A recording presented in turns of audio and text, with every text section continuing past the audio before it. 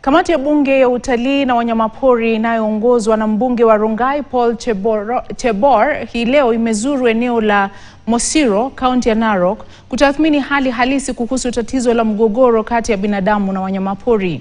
Kamati hiyo ambayo wiki jana ilikuwa imezuru kaunti ya Kajiado iliandaa mkutano na wakazi wa eneo hilo ambao wameelezea mahangaiko na dhiki yao kutokana na uharibifu na hatari ya wanyamapori. Kamati hiyo inatarajiwa kunakili mapendekezo yake na kuyawasilisha bungeni ili yajadiliwe. Visa vya mzozo kati ya binadamu na wanyamapori vimeripotiwa kukithiri kaunti za Kajiado na Narok.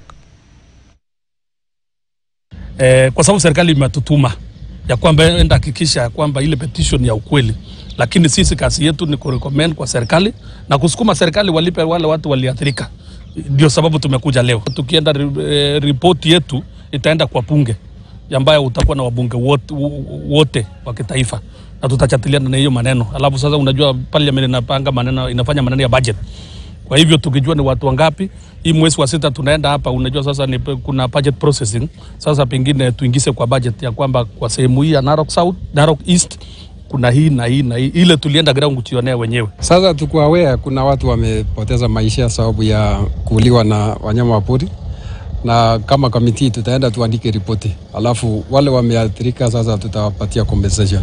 Tuko na familia wameachwa, watu wamekufa kwa sababu ya wanyamapori.